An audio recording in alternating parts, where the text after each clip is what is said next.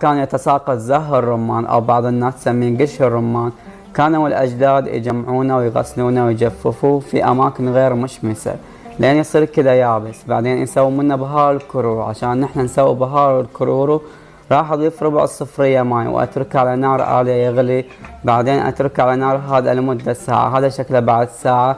بعدين نحركه لين يجف ونهرسه ونخليه لين يبرد. بعد ما برد نعمل من عجينة أقراص شوكولاتة وناكلها. أمزح مو تصدقون عاد جيل الحين عادي ما استبعد عنهم يسووها. المهم بعدين نتركه في الشمس كذا 3 أيام راح تشوفونه صار أسود وقاسي. الحين بالهاون وما في تهاون راح نشلخ راس الكرورو لين يوم وبس كذا بيكون لون البهار أسود. تتوقعون ليش سموه كرورو؟ هل عشان يكورونه؟ عندي هنا لترين ماي راح أضيف عليهم 7 حبات بصل صغار و7 ليمونات عامل لهم فتح صغيرة بالسكين. نتركهم ينطبخون على نار عالية لين يتغير لون الماي. بعدين راح أضيف ملعقة كبيرة بهار كرورو وملعقة صغيرة بهار مشكل وملعقتين فلفل أسود وملعقتين طعام صبار هندي.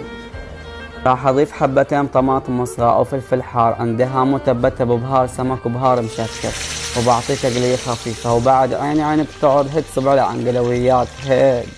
حرارة الزيت راح تكون متوسطة. طبعا الطريقة الأصلية ما فيها قلي، بس أنا هالمرة راح أدخل طعم القلي بالسمك لأن الطعم راح يكون جدا ممتاز. نضج البصل وتسبكت المرقة، ضفت بامية وبضيف السمك المقلي والملح وبتركهم كده 20 دقيقة على نار متوسطة لأن حجم الهامور كبير فيه كيلوين. ما ضفت بامية من البداية حق ما تنهري. وبسم الله ما شاء الله هذا شكل المرق بعد 20 دقيقة.